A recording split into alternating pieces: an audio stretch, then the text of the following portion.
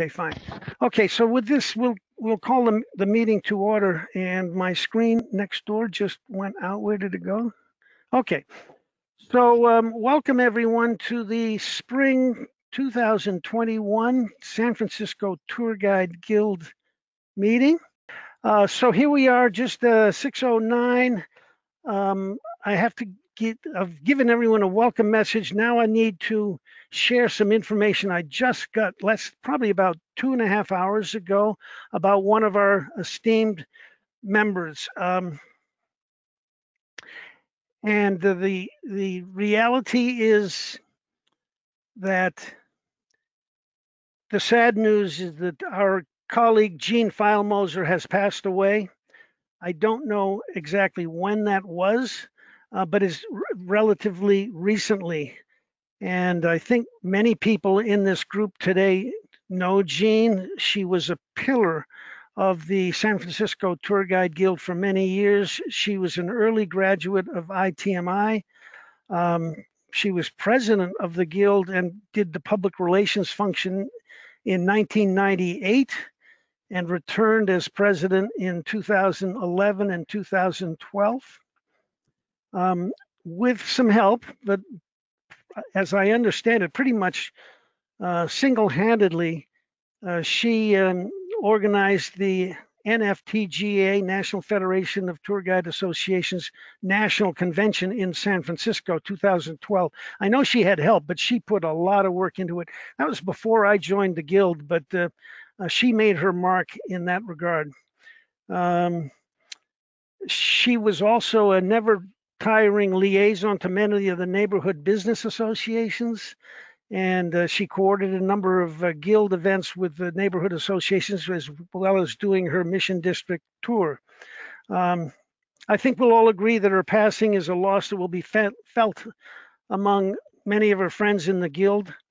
And now I'd like to call for a moment of silence in Jean's memory.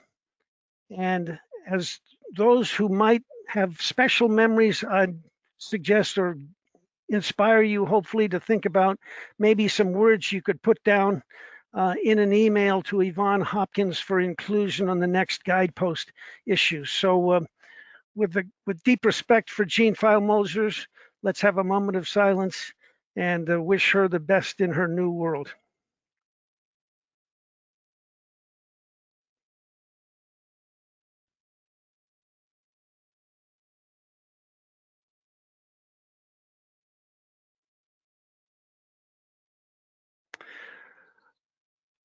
Okay, thank you. And Jean, may you rest in peace. Okay, now when our meeting concludes, I hope that everyone will have the same enthusiastic and favorable view looking forward. We've gone up and down, but I think that the information that our committee members and our subcommittee chair people will share will provide information that'll become an inspiration for all of us as we go through time into the post-COVID world.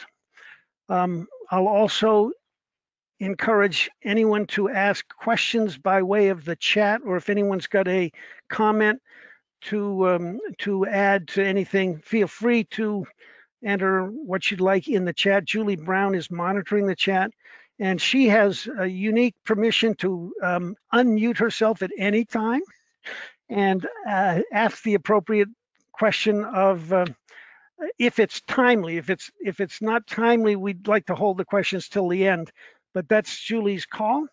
And at this point in our parallel role, Julie is our membership chair, and it's common at the general meetings that the very first thing that we do is introduce our new members, which vary. Sometimes we actually have none, and sometimes we've had as many as 4 or 5 at one meeting who have joined since the last membership or general members meeting. So Julie, I'll give you the floor at this point for introduction of any new members.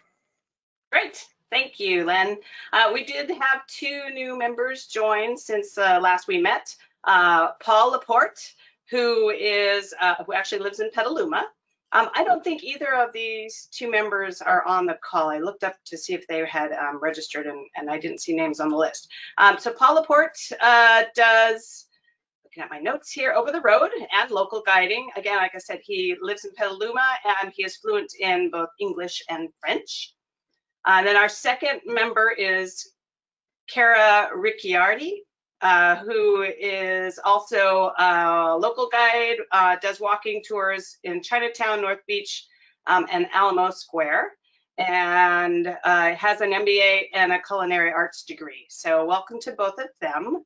And also, I was talking to Len, I'm very excited about our possibly getting together as members just to touch base in person soon. I hope that happens sooner than later. And I'd like to do that as a way of getting together the new members who have joined since last year, of which I think there's probably close to 8 or 9, and then invite any of you who'd like to come and welcome them as well.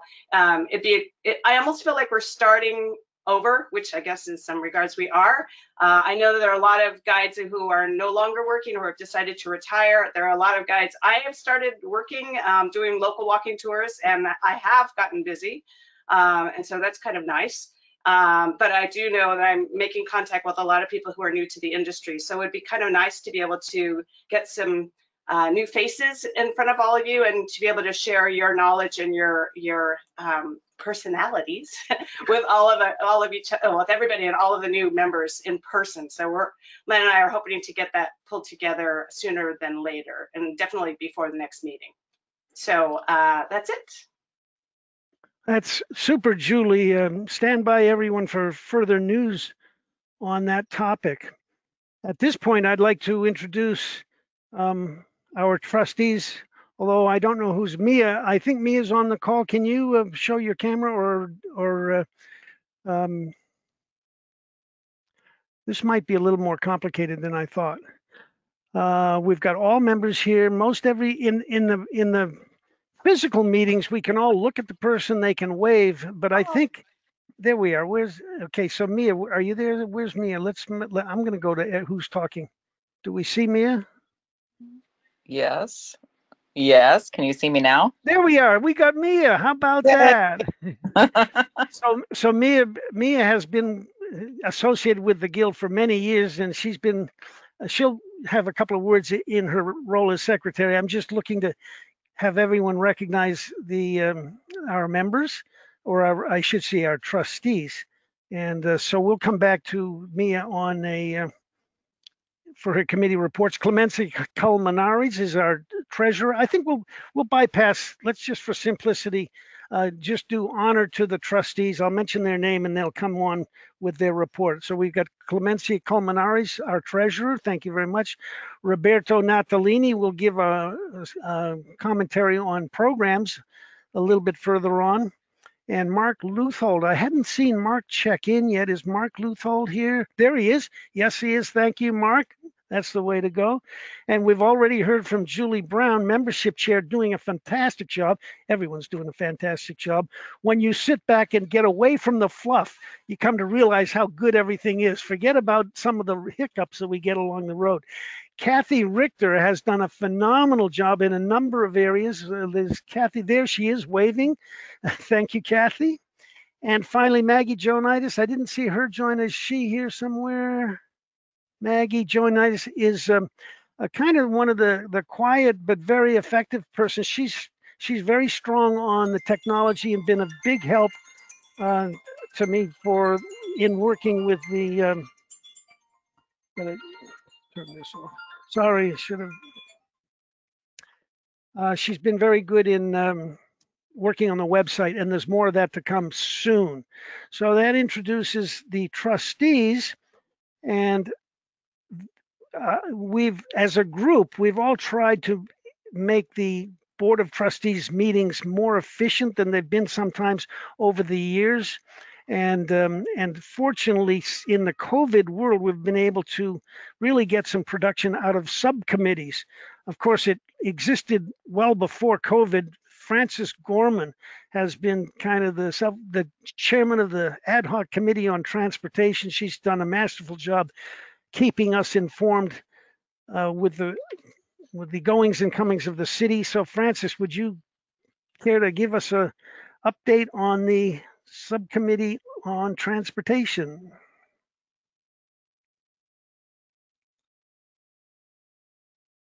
Okay. And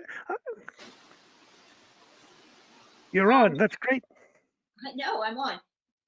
I always wish that I could give good news. The last really good news that I gave was that we managed to save Twin Peaks from all the closures that they did during COVID.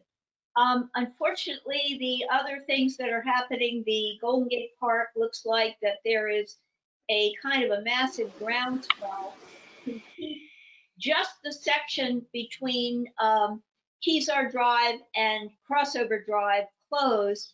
They're going through yet another study of outreach to the Bayview and other neighborhoods who, because they believe they haven't been included. However, there's such, every time there's a meeting, the people who are with the Bicycle Coalition and Walk San Francisco basically have, along with Park and Rec and the SFMTA, seem to dominate, and they seem to want to keep the closure of JFK, even despite the museum's efforts and other people's efforts to overcome that. But there's still yet one additional study. So I'll keep you posted on that, but it would be wise to do your tours, assuming that you're not going to have JFK as an, at least that section. That does not include the section from Ocean Beach up to the back of the Music Concourse. However, it is possible in the future they will close the Music Concourse for additional parking. Len tells me that right now it is still open for tour vehicles.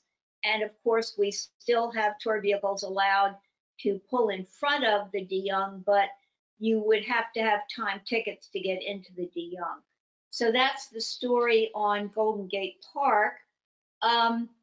On the Central Embarcadero, what they're calling the Central Embarcadero Safety Project, what they have done is they've taken the section from Broadway down to the Ferry Building, just below the Ferry Building to Mission Street, and they've decided they're going to start with that section. And what they've done is they're going to be making the a two-way bike lane that's going to go along the water side of the, and they're going to have what they call loading islands for people to come across, and they're going to have white zones available for loading, but the tour vehicles are going to have to share loading zones. Unfortunately, they're not giving a designated loading zone to tour vehicles. Their space is so limited that everyone is arguing over it, including the merchants. They're going to start doing that probably with cones and movable barriers, starting probably the end of June, July.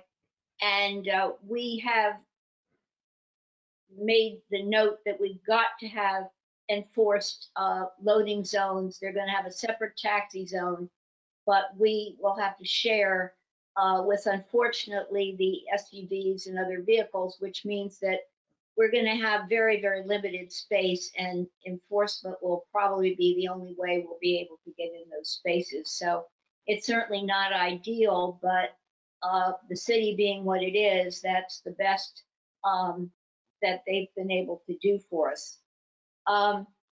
So the Embarcadero, and then they're going to be moving on to addressing the Alcatraz landing further towards Pier 39. And we should have a designated loading zone at Alcatraz that will be a designated loading zone for tour vehicles. We've been told that. Have to keep our fingers crossed on that one. A new issue that has come up, well, it's not necessarily a new issue to the city because they've been trying to do it for years. They want to do congestion pricing, which means a charge to go into the downtown area, which would basically be from Van Ness down towards the downtown area. We have expect that since tour vehicles and vehicles that are 8 passengers or over, like shuttle buses, they should be excluded from these kinds of congestion pricing since they're already bringing a number of people into the city. They haven't addressed those exceptions yet, but we've made that point that we think they should be excluded. And we've also made the point that, and frankly, I don't feel that they're going to get any congestion pricing going while our city is economically, I mean, it'd be a couple of years down the line, assuming they did anyway, and we would certainly get a lot of blowback from the people in the downtown area, the retail and the businesses, if we were to limit transportation into those areas while they're economically in a financial hardship. But that congestion pricing, again, we've just made those comments along with San Francisco Travel and about the fact that we believe we should be excluded from that because we're tour vehicles that are bringing multiple groups into the city, and also for the economic reasons. So those are the 3 major issues that have been going on while we've been in COVID. And I put into the chat, Virginia Ferraro has been wonderful about notifying us of changes, particularly at Land's End. And I've put into the chat, but she's also mentioned that now the permanent restrooms, as opposed to the porta potties, are going to be open from Friday, Saturday, Sunday, and Monday from 9 to 5. I think I'm correct. Virginia will correct me on that. And that is the same time as the store hours. So at least they're beginning to open up Land's End. So we'll look forward to that. So that is my report. Well, thank you, Frances. There's a question on the chat.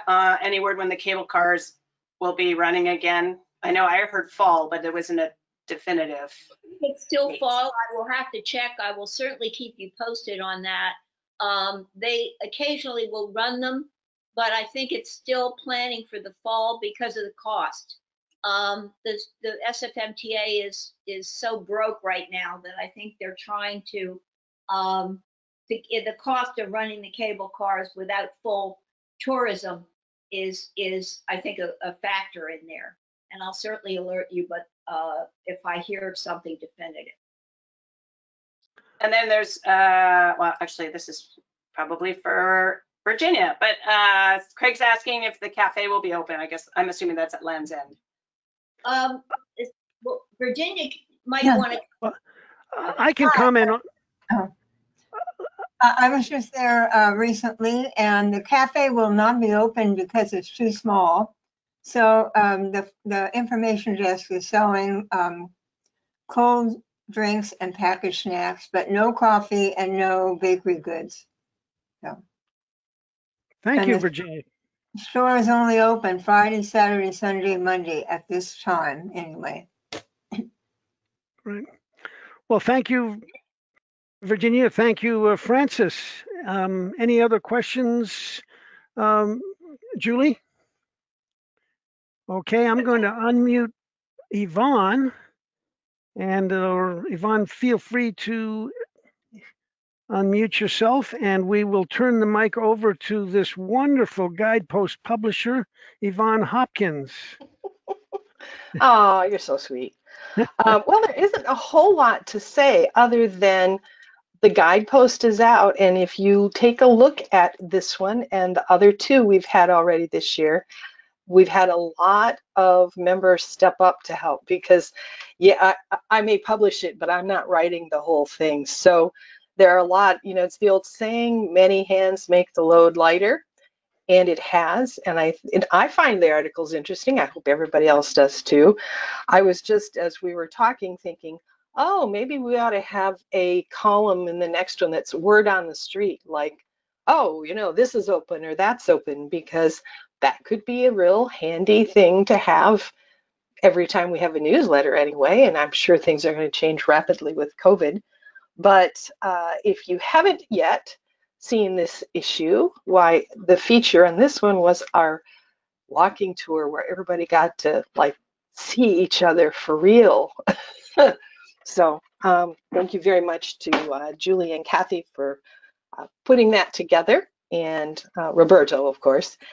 So I think that's about all I have to say, other than keep contributing, because we won't have a newsletter unless everybody sort of chips in, and every little bit counts. Thank you, Yvonne. Great publication that came out yesterday. Everybody, if you haven't seen it, open up your email and feast on it. Thanks ever so much. So Linda Reynolds, are you unmuted? Let's see if you're... Linda's got some information on the subject of hospitality and other meetings. Unmute, hold on, we gotta unmute you.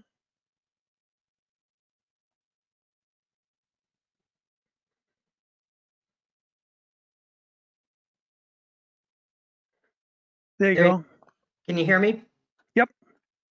The only thing I have to say, everybody, is everyone should put down the date October 25th. We are going to have our fall general meeting. And we're reaching out now with COVID ending to reach out to the church. Hopefully we'll have it at the St. Mary's Cathedral Church on Geary and Golf. If not, also, we're going, like Julie said, we're reaching out to do some social events before the October meeting, so we can all get together, maybe happy hours or something like that. And if anyone wants to support certain restaurants or thinks a group of 25 or 30, you can always reach out to me, because that's what I'm looking for now. That's about it. Thank you, Linda. We all can't wait to get those physical meetings going on. Thanks very much. And so with that, we get to the moment in the meeting where we are very fortunate to have a guest speaker for a short presentation tonight.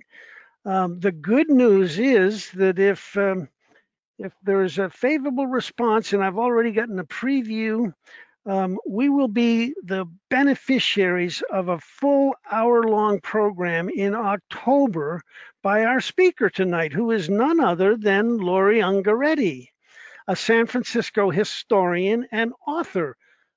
She's written 5 books on the western part of the city. She's a native of the west of Twin Peaks area, the Sunset in particular, and has shared lots of information in her 4 books.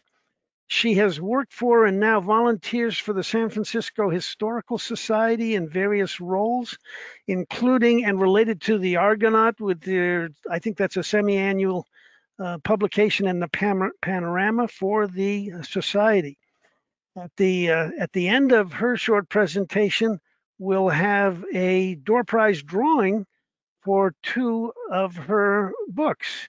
So stay tuned and be ready to enjoy some interesting information from our friend Lori. Take it away, Lori. Thanks, Lynn. Oh, now what do I do? Do I just... Thank you. Yep, we gotta make you the presenter, and you are mechanics again. Let's see, why are you not mechanics, Lori? Gotta find you on the list here. Where's Lori? Sorry, everybody. I can tell you this while he's figuring it out, that Len suggested that I pick some things that people see all the time and they really don't know that much about them. And so I put this together with very few images. And I'm going to go pretty quickly. And that's why people can put questions in the chat. And, oh, okay. Oops. Oh, okay. Let's see. Sorry, we had a technical synchronization issue there. Thanks for being patient. So anyway, this will go, thank you, Len. This will go pretty quickly. And so if you have questions, put them in chat. And I don't remember her name, but she will interrupt me and she can ask them. And this does focus mostly on stuff in the Richmond and the Sunset. I love to think that I'm a city historian, but I know more about that area of the city than anything else. So you've probably all gone to Golden Gate Park at some time. And a lot of people think Frederick Law Olmsted designed it, but he didn't. He was asked to, and he declined. He said he had never seen a nice tree growing in San Francisco and didn't think that one could be made to grow here. And in a way, he was right. There weren't any tall trees at the time.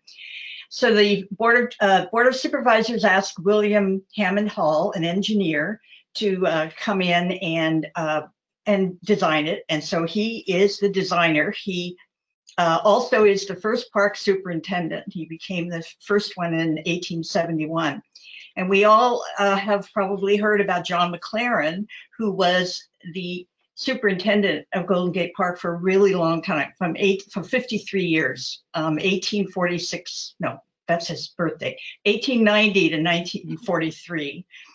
The interesting thing about John McLaren, there are many, but one interesting thing is that he hated statues and monuments. And so whenever they were a statue was donated to the park, he would place it in the middle of a bunch of bushes, or he would plant trees around it because he didn't want them there to begin with. And he really disliked them. And what I don't understand is why, for his 65th birthday in 1911, the city gave him a life-size statue of himself.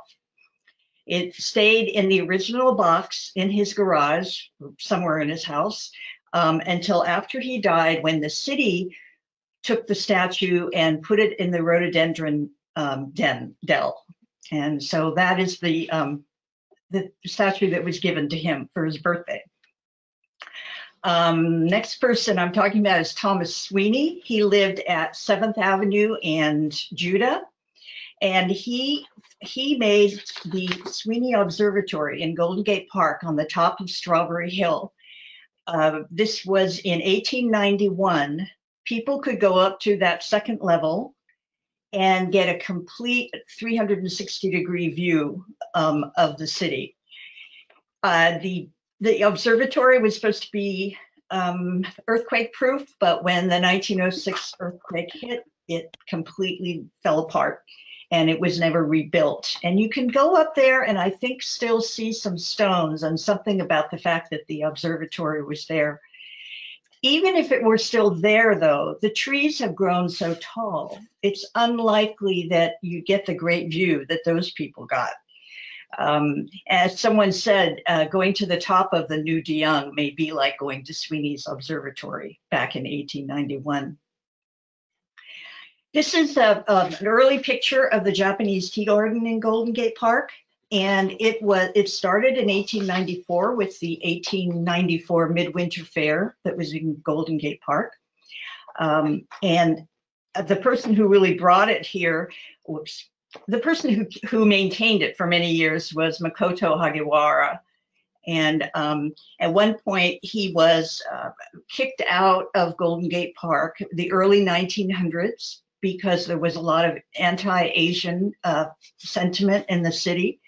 But he ended up running a nursery on Lincoln Way between 7th and 8th Avenue. And when I was doing a tour, and I do a tour of the Inner Sunset, there was someone there who had a house on the block, one of the blocks. And he said the houses were great and they were old and they were beautiful and would we like to see them. So I joined him after the tour, and he took me through the house, and then he took me out to the stairway in the back. And there were no fences between all the backyards. And that, I don't know how that actually came about, but it was people, I guess, agreed not to fence themselves in. That was where Hagiwara's nursery was. And there still are cherry blossom trees that are probably descendants of ones that were there when he was there, and other trees. And so I felt as if I was on hallowed ground in some way. This is George Turner Marsh, who actually had the idea to do a Japanese garden, or Japanese village in 1894. He was born in, he was originally from Richmond, Australia, which is a suburb of Melbourne. And he was a Japanese, he was a collector and a seller of Japanese art. And that he provided a lot of things for the Japanese village in 1894. And I think he's the person who found Hagiwara. And I told somebody the wrong information yesterday. This is Richmond House. He built it at 12th and Clement, and he called it Richmond House after where he had grown up. And many years later, let's see, I don't think, no. Yeah, many years later, the Board of Supervisors was trying to figure out what to call the district. And the property owners nearby said, why don't you call it the Richmond District in honor of Mr. Marsh. And so they did, except that in writing, it was officially the Park Presidio District. And local historian John Freeman went to the Board of Supervisors 5 or 10 years ago and got them to change the official name to the Richmond District. And that's where that came from.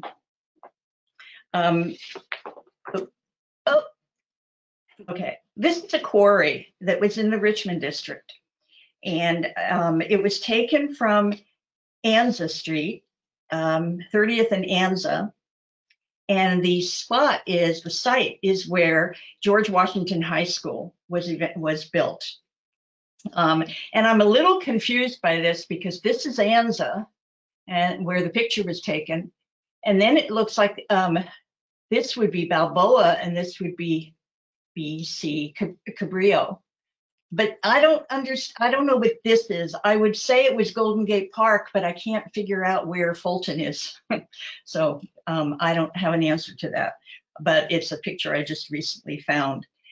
This is the Washington High School right after it was built in the 30s. It was designed by Timothy Pfluger, and famous people who graduated from it are actor Danny Glover, Maya Angelou, Marty Vallon of the Jefferson Airplane, and Congressman Philip Burton.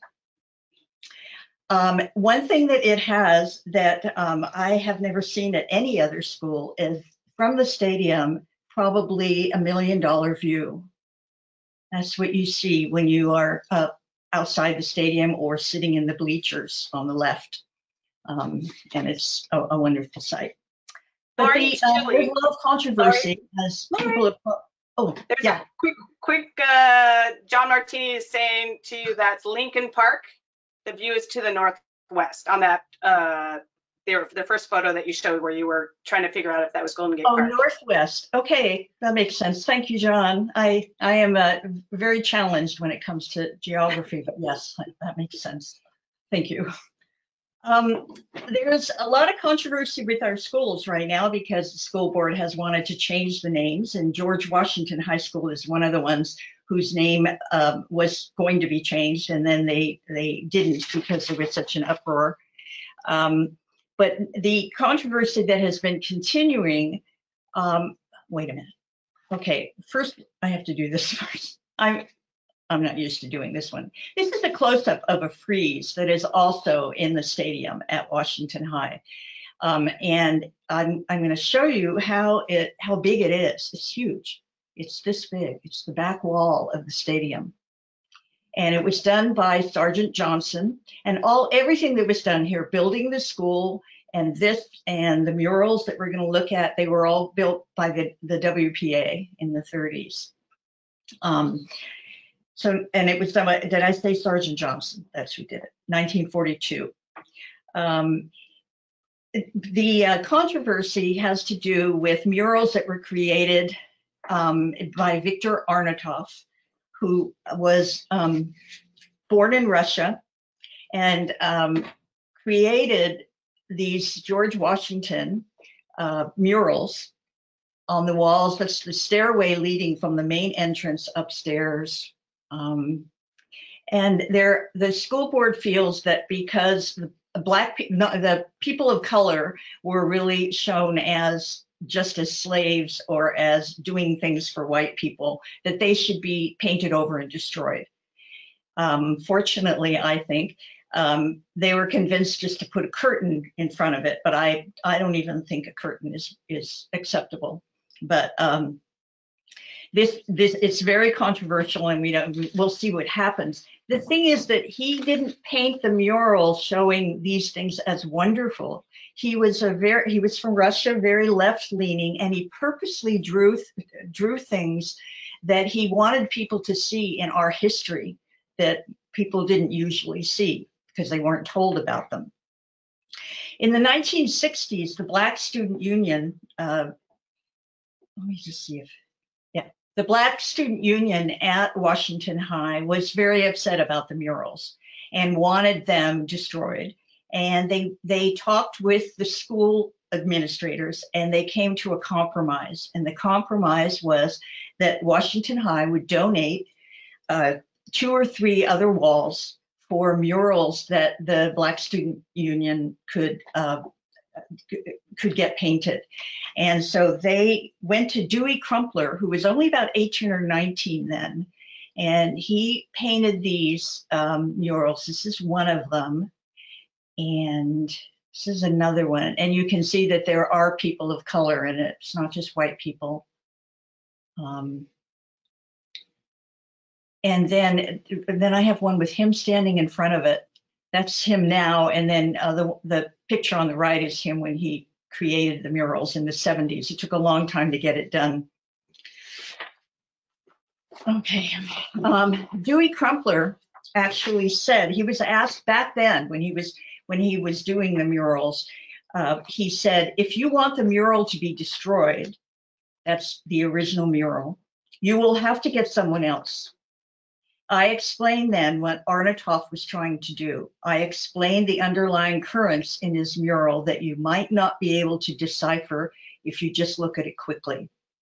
And recently he said, my mural is part of the Arnautoff mural, part of its meaning, and its meaning is part of mine. If you destroy his work of art, you are destroying mine as well. So we'll see what happens. Now to go back 100 years or so. This is Larson's Chicken Ranch, and it was located in the Sunset District between about 16th and 17th Avenue and between Noriega and Ortega. This is Ortega. And this is the rest of the Sunset at the time, which was all sand and plant growth that would grow in sand. This is Golden Gate Park, and this is the Cliff House. So he owned a downtown restaurant called the Tivoli Cafe, and he had people working with his chickens. He owned the Tivoli Cafe, and every morning a horse and buggy would take a bunch of eggs to the Tivoli Cafe so people would have fresh eggs for breakfast. To go back, I want to go back to that picture, which what I find impressive about this picture often is what's behind that is so interesting, and that there's this huge sand dune behind them. And people think of the Sunset and the Richmond districts as being so flat, and that's because they had to take down hills like this, these huge hills that were all over the place. This is 1926. And Mayor Jim Sonny Rolfe is on the left, and he is thanking, they're on the steps of City Hall, and he is thanking Carl Larson, the person who owned the chicken ranch. He's thanking him for donating land. Carl Larson bought a lot of land in the Sunset. I figured out, I went to the block books and found that he owned 14 entire city blocks, plus scattered lots that totaled about 9 more blocks, total blocks. So he owned a lot of land, and some of it he gave to the city. And one thing that he gave to the city in 1926 was Larson Park, and that's what this is all about. This is a photo op for when he donated it and the mayor was thanking him. But the other thing about it is 1926 was when dahlia was declared the city flower. And Anita Day Hubbard, a columnist, newspaper columnist at the time, actually gave this to Carl Larson as a gift when he was getting this award. Now, Larson Park, this is before it was actually made into a park. We're at Ulloa Street. It's between Ulloa and Wawona, between 19th and 20th Avenue. And any of you who grew up in San Francisco know this park, and I'll show you why. In case you in case you don't know what Larson Park is, that should help. There were jets that were naval jets that were put out there, different ones because they got so destroyed by the kids climbing over them, and they were great, and they were there for many years, and that was Larson Park.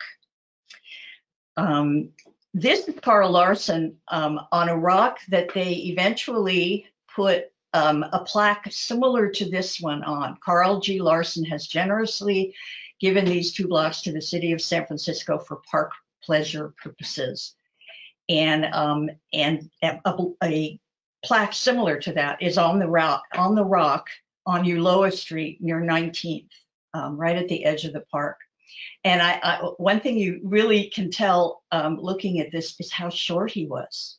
He really, I mean, I think he was probably 4 feet something. He was very short. He also donated Grandview Park, which is way up here in Golden Gate Heights. And it's not a big park, and it doesn't have a lot of places that most parks have, but he gave it to the city. A lot of people think that this is Grandview Park, but Grandview Park is farther north. That's a different park entirely, and that's one that the city put together. But Carl Larson gave the city this. And this picture is actually taken from Larson Park, the one by 19th Avenue, looking up toward the other one, to Golden Gate Heights Park.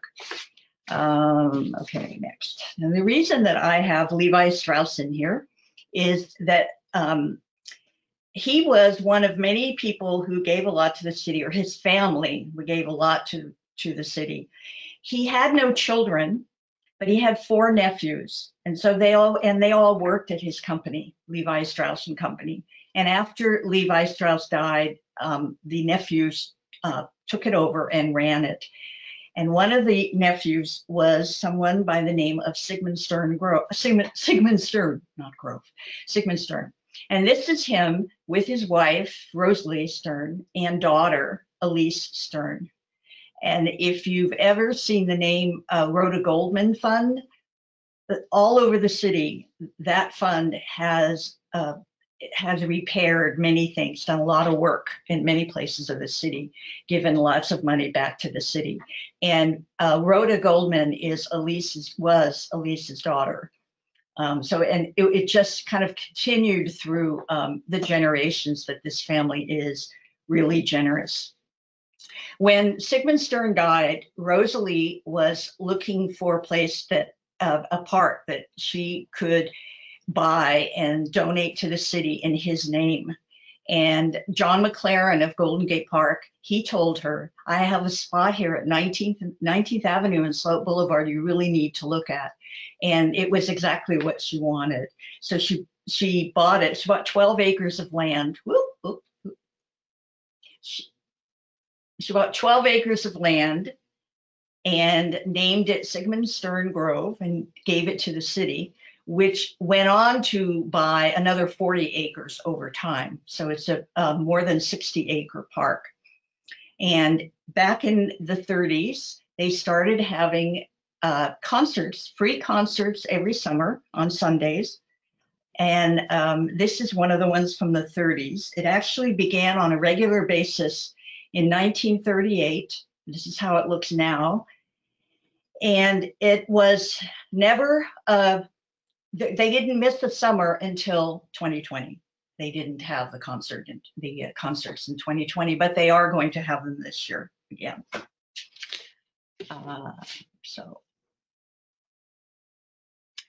And then you can't really talk anything about the Sunset District without talking about Henry Dolger. He built most of the houses that are there. No one really knows how many he built, but it's at least 1,000. And the Sunset's known for houses that look very much alike.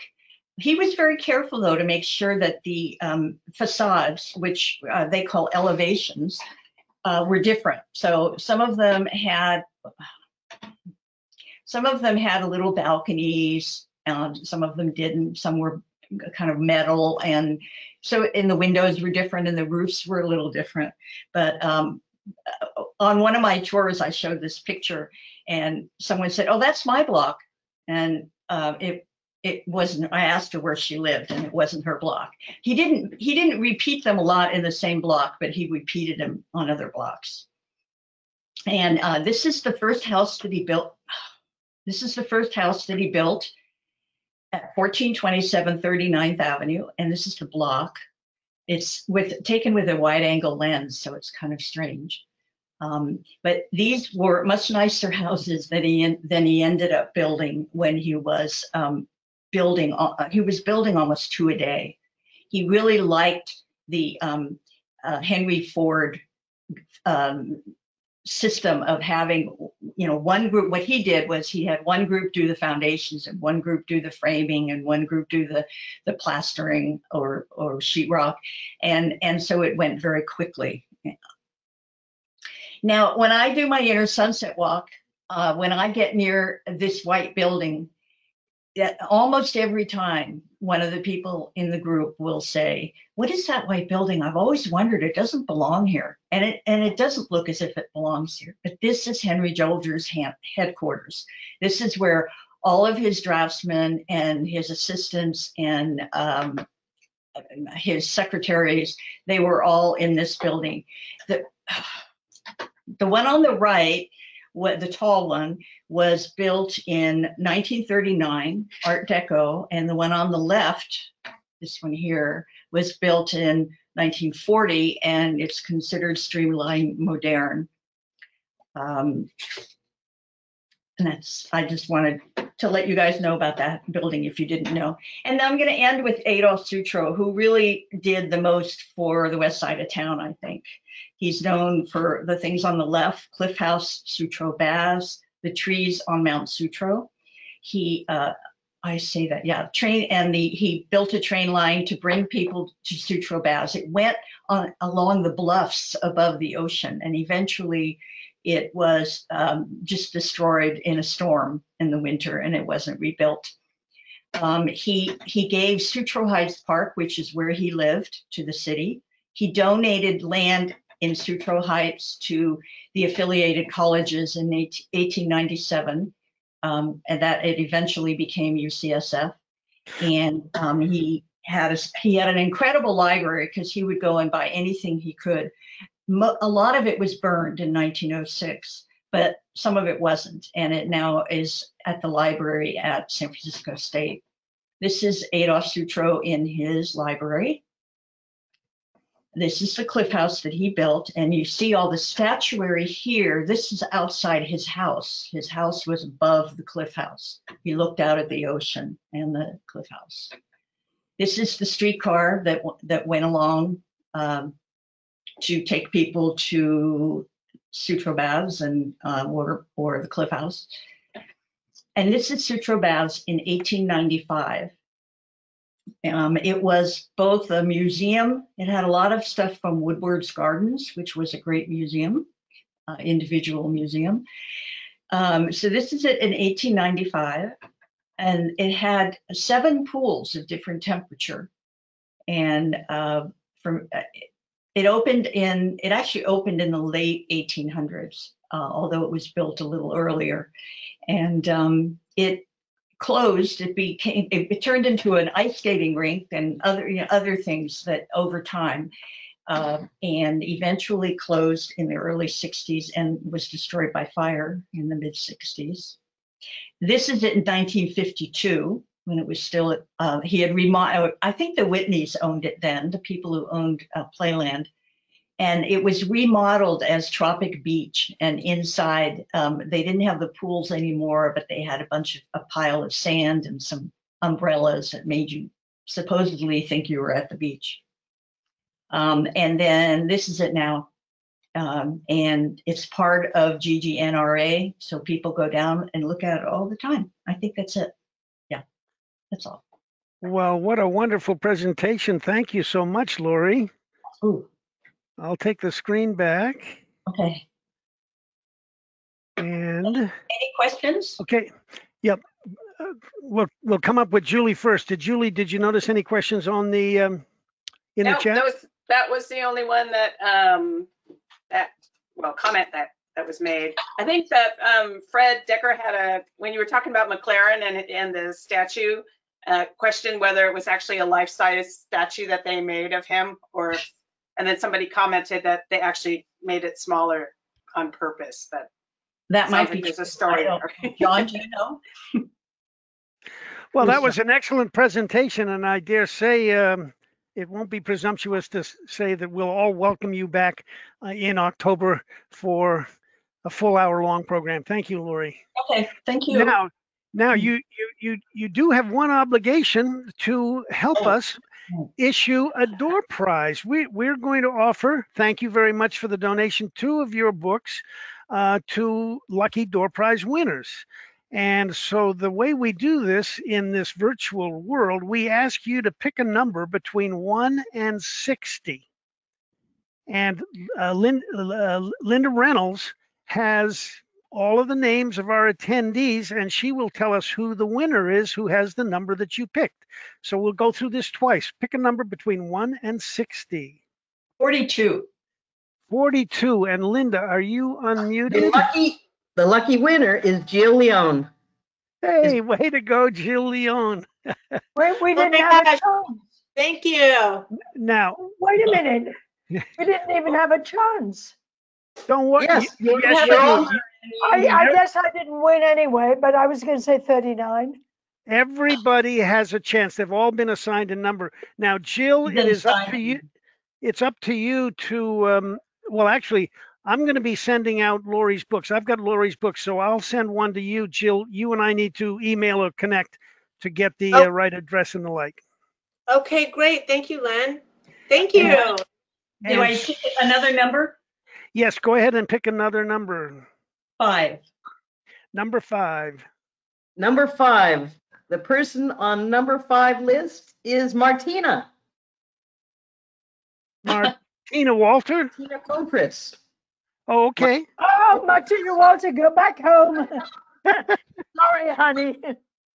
But I'm not sure. Congratulations, Martina. How are we voting? Is Martina there? Let's just You'll have it mailed to you. Yes, I'm here. Okay. Good. Hi. Hi. Okay, we'll be in touch, and we'll get you a book. Thanks to Lori. Okay, let's move on. I'm sorry, Len. I did not understand how I was supposed to vote. Felicity, worry not. Everything's taken care of. It's all set up. You are getting equal treatment to everyone else. Thank you. Well, I don't really care. I'm just wondering what I was supposed to have done. Let me just explain. Go ahead, Julie. Go ahead, from Linda. 1 to 60. All my names are listed from 1 to 60. Let me list. Oh, I see. So we don't choose. We're already there. Okay. All right. There you go. Thank you. Congratulations to the winners. Okay, wonderful. I hope you're all having a good time. Bye. Thanks, Lori. Thanks, Lori. Now, I have to congratulate the membership of the San Francisco Tour Guide Guild. We had 60, it might have been 61 people register for the meeting. We have 56 people in attendance just a moment ago. Lori just left. So that's the best attendance on a ratio basis that we've ever had. Thanks so much. Okay, let's move into the committee chair reports. We'll start off with Mia. And so let's see, Mia, if you can open up your camera. If you're not already open, I don't see you yet. There I am again. There you are. Hi, everybody. Glad to see many of you, and I hope we can meet again later this year and actually see each other and hang out more and more this year. So I don't really have much to report. There's not much action as far as people calling the guild right now. We have had more people calling the last maybe 2 months or so. So I think things are coming back maybe this fall. And other than that, I hope you all are doing well, and I hope to see us all out together soon. Well, thank you. Short and sweet, Mia. Right. Short and sweet. Treasurer Clemencia would be next up. Clemencia, do we see you? Yes, here There I we am. are. Hello, everyone. Yeah, my report is equally short. I don't know if, Len, did you send it out to the audience or not? Well, I think I might have missed a signal. We did talk about it. I did not send it out because. Okay, that's all right. I mean, there's so little activity. Our financial reserves remain right around 26,000, so not very much change from last year. Our major expenses in December, before I took over, were for Geek Bears for the website. And this year we've had virtually no expenses. Some minor expenses in some of the tours or outings that we've been on. And the major expense was our $400 donation to St. Mary's. And hopefully we'll be able to meet there again. I just wanted to remind everybody that on July 1, actually, you can pay until July 2nd. I want to send the payment for the prorated NFTGA insurance, which would be 6 months, and so it's half the amount, or $49 instead of $98. And I sent out an email to that effect. So that's about it. Any questions? Okay. There's a question about, are we doing a donation for Jean? Yeah, I don't know about that. I'll answer that. At this point, we just got the news this afternoon. There's no plan. I'm sure there will be a plan emerge at some point, but at this moment, it's just too recent. So the answer is at this moment, we can't share anything else. Okay, thank you, Clemencia. We'll go now to the next on the agenda was certification. Mark. Hi, good evening, everyone. Can you hear me? Yeah? I can hear you, yeah. Okay, yeah, great. Well, nothing too exciting to report at this point. We haven't been having our committee meetings lately, but we have 3 of our members going over the 600 questions right now and determining how we will be using them in the future. And we look forward to coming out with a new certification program soon. Yeah, so well, look forward to us coming out with a report soon. Okay, good. Let's move on to Roberto Natalini. And after we get done with Roberto and his subcommittee person, we'll have another door prize drawing. Okay, so hi everyone. My only report is just to give you an update, all the programs we have done. So far this year, we had 16 events total, including tonight's spring meeting. We had some, for the most part, online meeting. We also had a beautiful walking tour last month in the Presidio, thanks to Julie Brown, that did a wonderful job. And on Wednesday, 2 days from now, we have also Chinatown food walking tour. If you haven't seen that already on the calendar or the announcement, there's still 5 spots left, and the walking tour will be led by Marvin. I don't see Marvin online today, but you all know Marvin. He knows Chinatown very well, and it will take you to taste some delicious traditional food as well. So yeah, sign up, go on the calendar and sign up for the few spots remaining. We don't have anything planned for July yet. I will also be on vacation starting next week, but we already have 2 events in August about cable cars compared between San Francisco and Chicago. There's 2 different events. I believe it's like August 11 and August 17. And now I would like to introduce to our colleague, Len, I can hear some feedback. Maybe if you can double check on if everyone is muted. But I would like to introduce to our colleague, Mark Kasulin, that will give you in 5 minutes, it will give you a quick introduction to a brilliant idea that he had about wine country hosting. And afterwards, I will conclude with something else about wine country again. So hello, everybody. I'm wondering if my Wi-Fi works well enough. Give me a thumbs up if you can hear me, please. Got it. So I guess oh, good. I got some thumbs up. Okay. So Roberto and Len, I give you complete permission to mute me out and move on without me if for some reason in the next 5 minutes my internet is not sufficient, because I'm doing all of those things they say we should never do when you're going into a Zoom or GoToMeeting. So I'm not in my office. I don't have a backdrop. I'm not hooked up to a good Wi-Fi. I'm not at home. I'm actually in a car. I'm driving from somewhere to someplace else. And I pulled over to find a place to do this, and I think I succeeded. So it's working, right? Good, thank you. So hey, everybody, I'm sure that many of you know my name. For those of you who don't know me, I've been in the Guild about 15 years or so, and I'm pleased to be a guide of all kinds. And I live in Sonoma.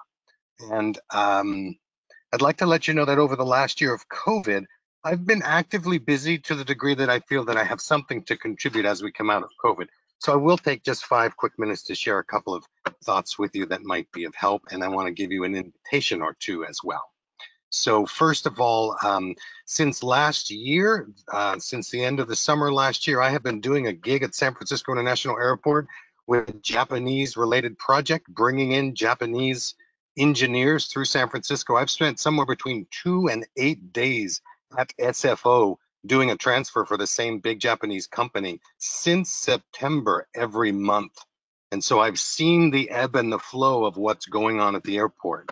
I also had the pleasure of going out 2 weeks ago with a student tour, 30 travelers, 20 of them 5th graders from Sacramento to Gold Panning to the Capitol to the Fisherman's Wharf to Walk in the Bridge, Zephyr Hotel, Pier 39, and a bay cruise going through all the protocol and all the masking and shielding and testing of temperatures that are required. And also spent time last year writing a curriculum and being the ambassador trainer for Bespoke's North American project with about 38 of us. So I've been actively busy, and I feel as if I'm not trying to catch up with something.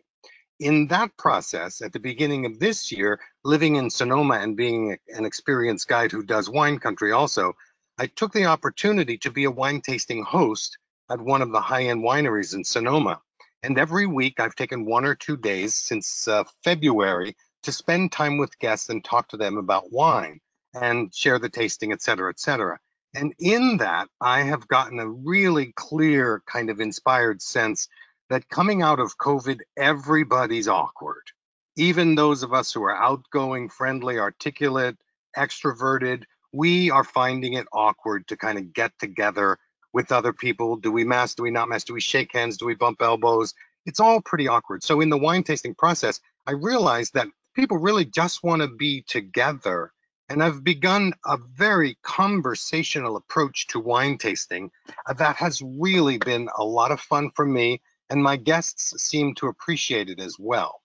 So I want to invite you to the idea that our conversational skills give us the opportunity to show the Bay Area and California through many different lenses. But in my case, I've really focused on showing people the Bay Area through the lens of a wine bottle.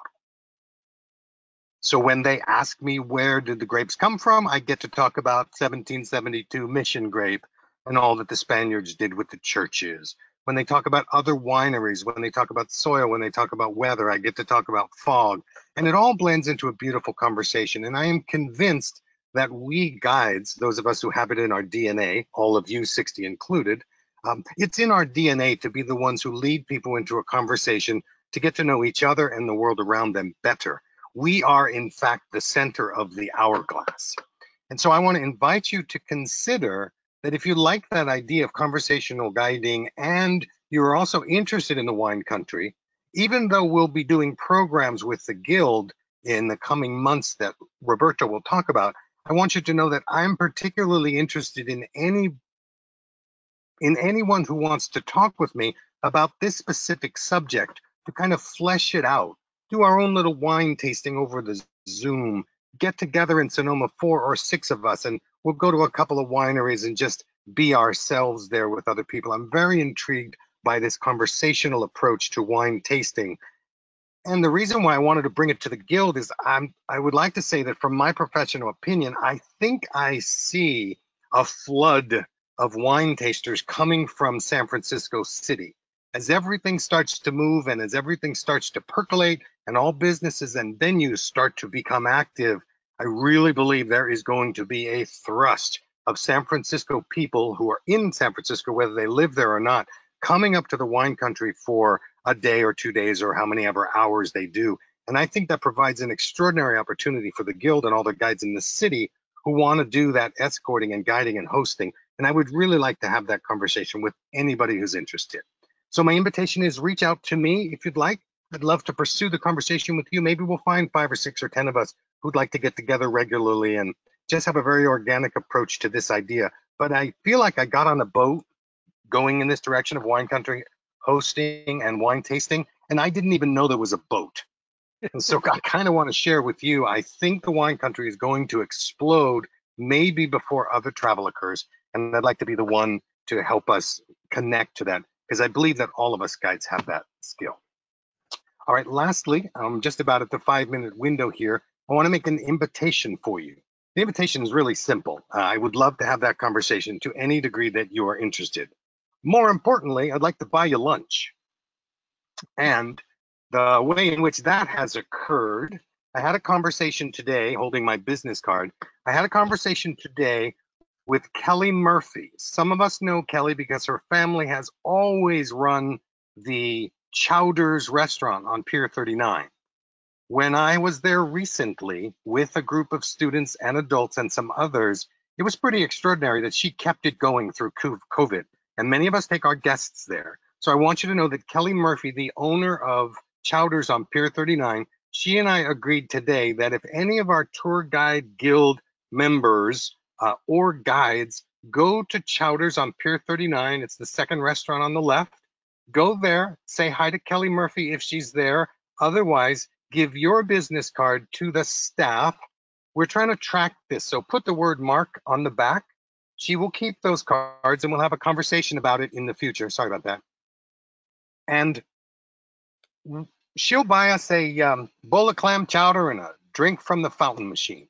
So go in there and have a meal. If you're going to do your research on Pier 39, a good excuse to get out of home and go do it is to get kind of a free lunch. So have some clam chowder and a drink, say hi to Kelly and the staff there, and know that that's one of the most convenient spots on the pier for a fast-moving day tour to feed your guests. And Kelly will love to have you there, and it's open to us guild members. All you need to do is take your business card in and say, hey, Kelly, I'm a guild member and a guide here in the city. Here's my business card. Thanks. Would you like to buy me a bowl of clam chowder? And put my name on the back of the card, Mark. She and I know this. She'll speak to her staff tomorrow to set it up. If you all give me a thumbs up and say you want to go, there's at least 60 of us on this call. If we go and get a lunch out of the deal, we're probably going to take our guests there and support her business. And my point to doing all this is that we are the goodwill ambassadors, and we need to be in action around developing relationships and being in communication with everybody. And it all starts with a conversation. So there you have it. This is me from Lakeville Highway, parked next to the road using my iPhone hotspot, which I think worked. So thank you, everybody. I'm done. Well, Mark, thank you so very, very much. You're welcome. It worked. It worked, Mark. No matter who takes advantage of it, I think that's a good publicity for the guild, and actually for anybody who does take advantage of it, it's a good contact to have on Pier 39. So thank you so much. Don't hesitate to reach out to Mark if you have any interest whatsoever. Let me just conclude the topic about programs. If you, just 1 second, just keep your eyes open for a possible event in July in Sausalito that our secretary Mia is facilitating. Details are not defined yet, but keep your eyes open. And just to touch on wine country topic, I know that we haven't done a wine country tour in a long time, so I'm hoping to have a wine country tour, a training tour in September, October. Usually October, in my opinion, is the best time to visit wine country because it's less busy, the weather is great with the beautiful colors, and yeah, so we will work on that. And we also have other tours that we need to catch up on, other programs that we need to catch up on. So we will make it happen. I'm done. Well, great. Thank you, Roberto. I'd like to, because we do have several different contributions for door prizes, like to have just a very quick interlude for another door prize or two. Linda, are you ready for a number? Yes. Okay, so Roberto, you were the last speaker. Now, very generously, Greg Quist has made a donation for a door prize tonight. And I think most of us in this group have probably heard of Alice Waters, yes? And Greg has donated a book called Coming to My Senses. And this is a book by Alice Waters talking about the making of a counterculture cook. Roberto, you want to pick a number between 1 and 60? 23. 23. Linda, the winner is?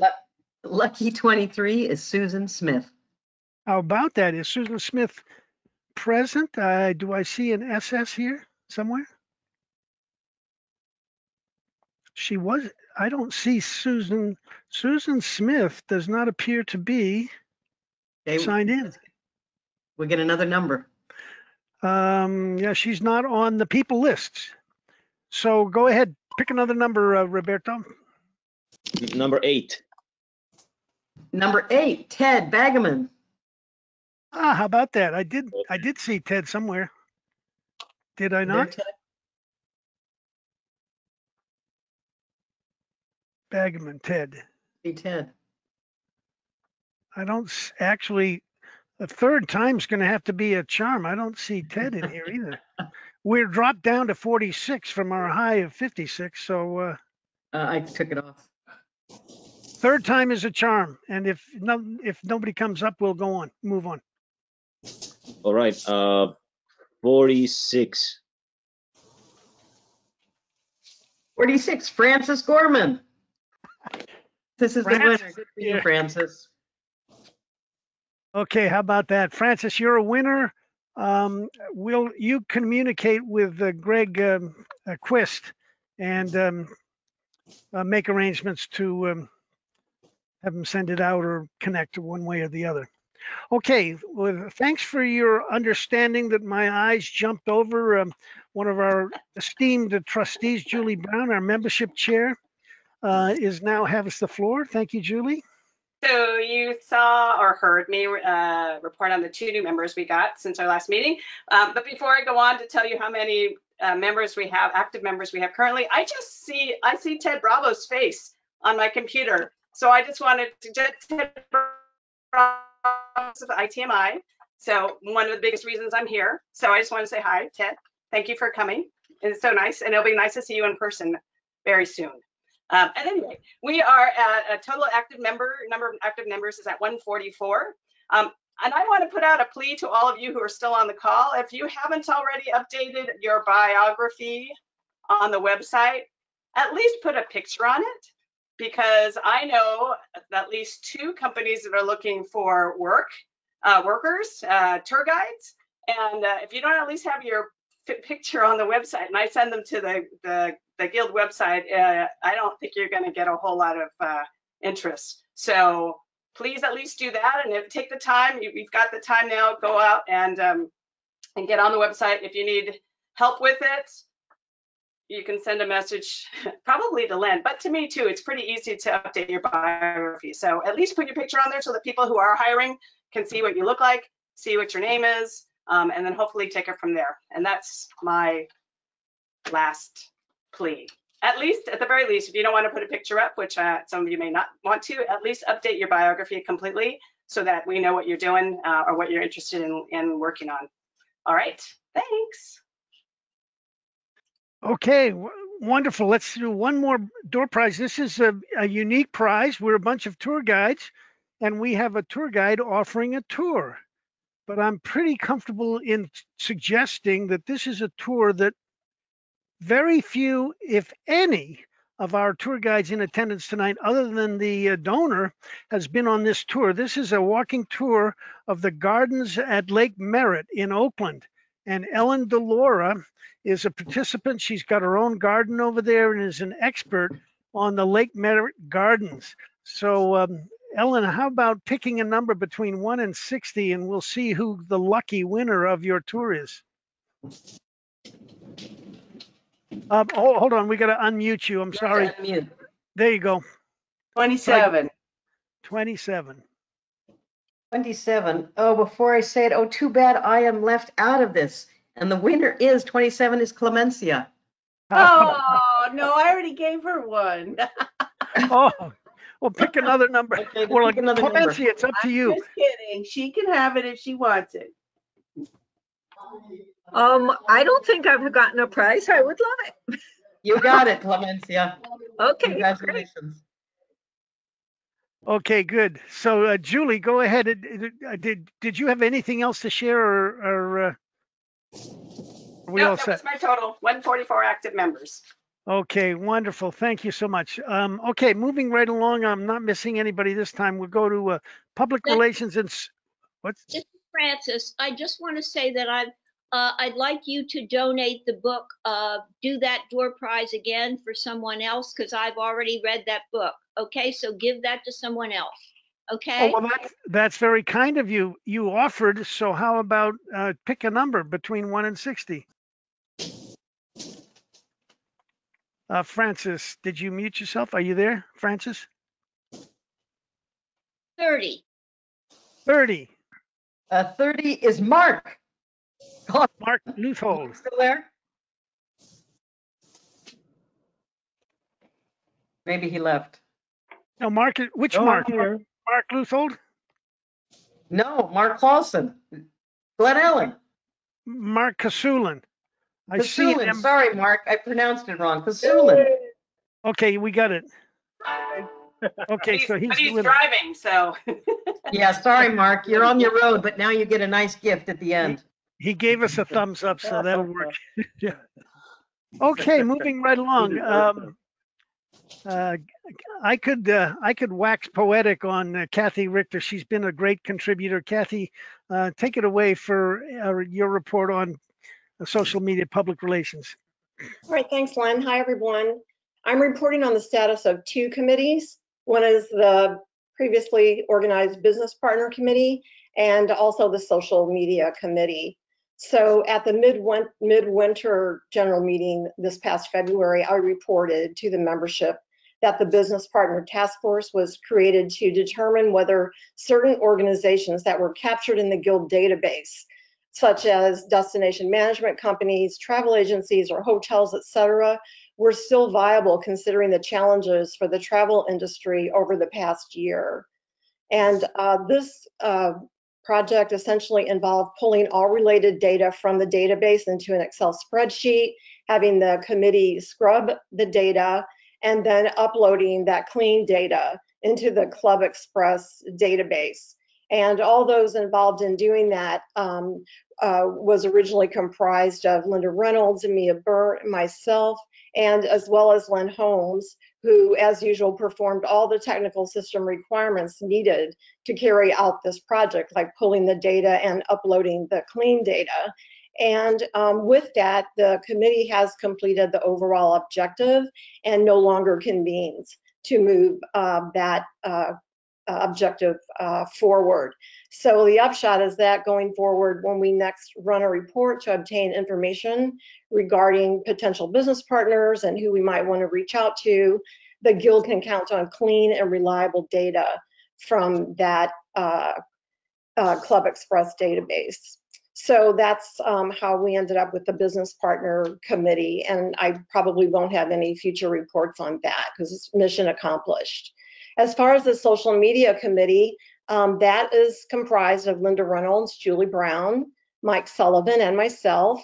And we originally began meeting on a weekly basis for the last couple of months now to get the Instagram and Facebook social media accounts set up, coming to an agreement on establishing guidelines and the strategy, and to begin posting.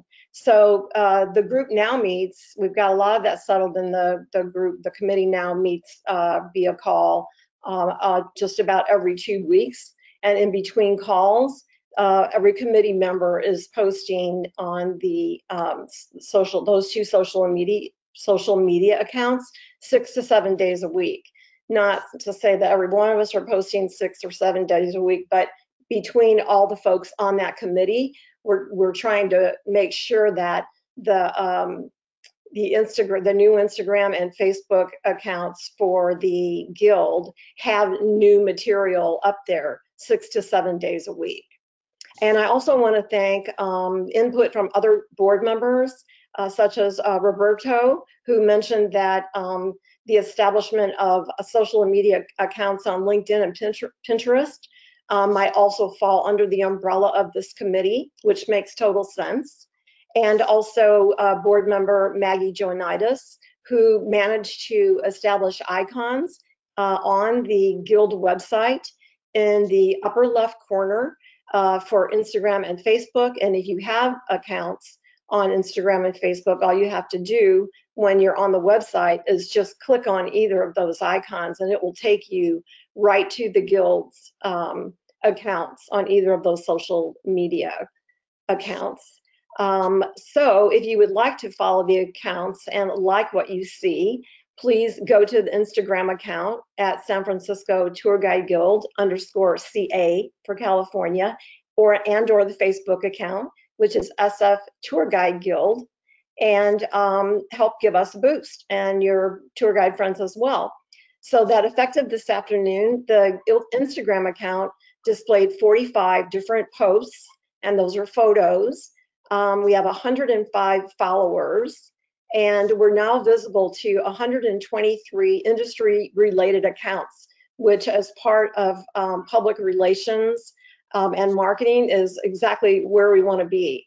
So in turn, we're following industry-related accounts on Instagram, such as the SF History Association, Gray Lines in San Francisco, the Trip School, the Golden Gate Bridge District, the Palace Hotel, etc. So those are the kinds of businesses that we're following, and we wish to have follow us on Instagram so we can continue to get the Guild out there. We can partner with a lot of these related businesses and also help build the membership.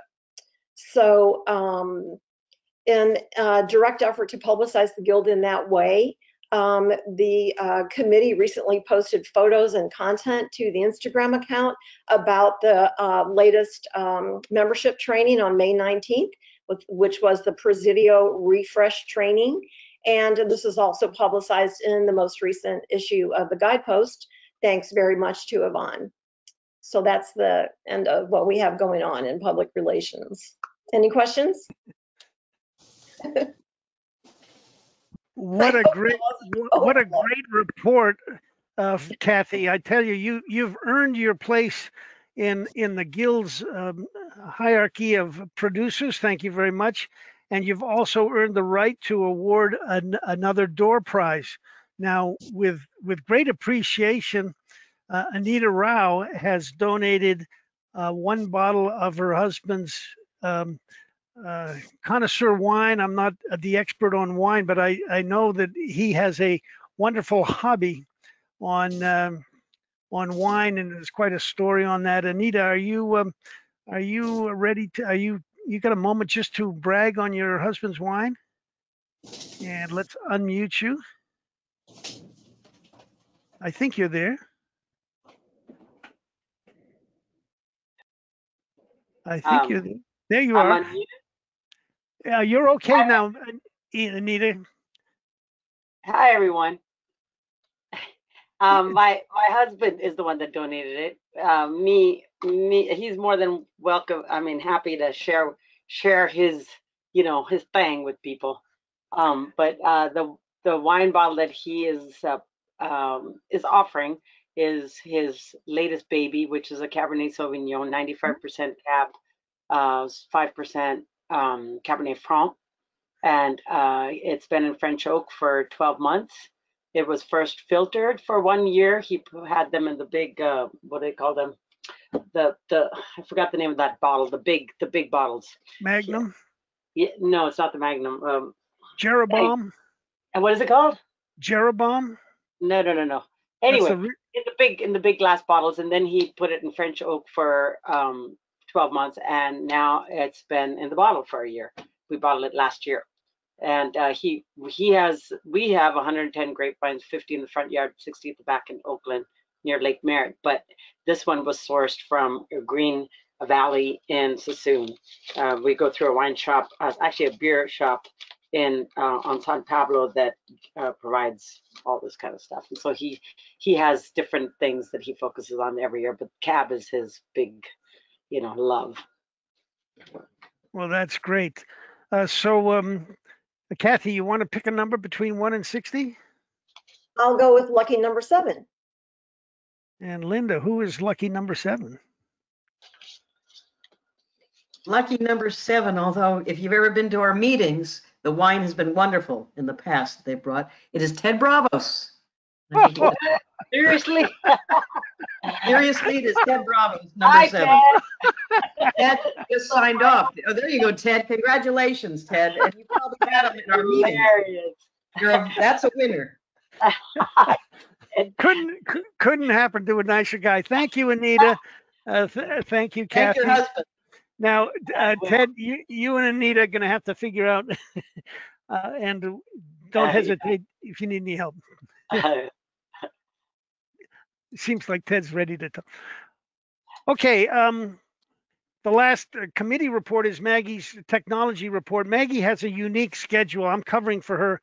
Basically, she and I are teammates, and I think many people know that the website has gone through many iterations, and our goal, Maggie and I have agreed that by this time next year, I won't say it won't be recognizable. It will be recognizable, but we expect many new features, many more practical and efficient features to be incorporated, and we've actually got a bit of a path going forward.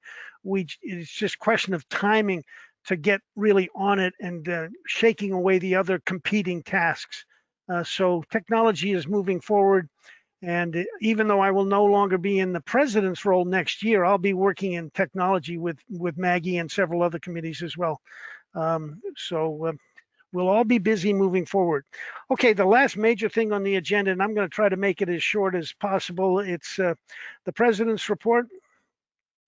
And I dare say that that at this point in time, after going through a little bit of a metamorphosis, the Guild has been through some slow period, and COVID certainly didn't help us. But if we look at the big picture, the past, the present, and the future, we've hit the nadir, and looking forward, there's no reason we can't come out bigger and stronger. And it all depends on really the organization, the commitment of the members. It's the members' organization. And so many volunteers have come out of the woodworks to help in various committees this year that it's just impossible not to get excited. Of course, this starts with the most visible component, the guidepost. I want to kind of come back and give a jingle for Yvonne Hopkins and her issue, The Guidepost. This year, we're now in June, almost to the midpoint of the year, and 3 issues of The Guidepost have been published this year. The last time 3 issues were published in a single year was in 2016. And before that, it was 2009, when they were publishing 4 issues a year for quite a long time during the length of the Guild. And so Yvonne has put us on track to match the vibrancy of the newsletter for the Guild this year. For sure, we'll have 4 issues out this year, and hopefully we'll continue on. Thank you, Yvonne, for taking the lead on that. What a job you've done. And this is the 37th year of the Guild, and I like to make an analogy that the original Guild, when it was formed, was an analog organization, and we have now moved into a digital platform with a digital background, or a backbone, I should say, with the Club Express platform. Club Express does require a little bit of technology to understand how to use it, but once anybody who is a user, and it doesn't have to be just board members, we've got a number of administrators and coordinators who are working in unique little sections or pieces of the to mute everybody. We can work in small sections of the system and be productive. In the old days, we had to manage checks. We had communications were slow. We can do so many more things with the technology. So we can utilize that to become a more efficient operation, and that's good. In February, we introduced SFTGG version 2.0. The whole purpose of that was to define a number of initiatives which, if acted on and enacted, would really ensure the long-term success of the Guild. And very quickly, I'm going to run through those initiatives, in some cases to provide updates, some of which have already been done in the committee reports, and what's around the corner. There were 10 initiatives defined, and I think they still have value. The first one being the Guidepost on a regular schedule, produced in a timely fashion. Thank you again, Yvonne. The second was the certification upgrade to the new world of touring and post-COVID. Mark Luthold with Jason and 12 other committee members have done a lot of work in that area. The third item, social media, I don't have to brag on Kathy any more than we've done. This is a committee, not a board member individually, but a committee of people who are carrying components of the Guild forward, that whereby Guild members can take advantage and ultimately have greater value in belonging to the organization. And that's something I think we can all be proud of. The fourth component, I like to suggest that nobody can beat Roberto Natalini for his dedication and production of tours last year and this year. We fell out of the routine of having quarterly announcements in advance made for future programs. In the old days, in the January issue, they would show, on the January issue of the Guidepost, they would show all of the tours that were scheduled for the next 3 or 4 months. And over the years, we just kind of lost that discipline and routine.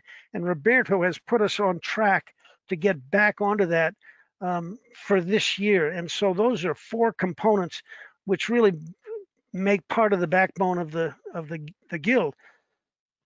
Continuing on, there's some other things that we want to make sure go forward.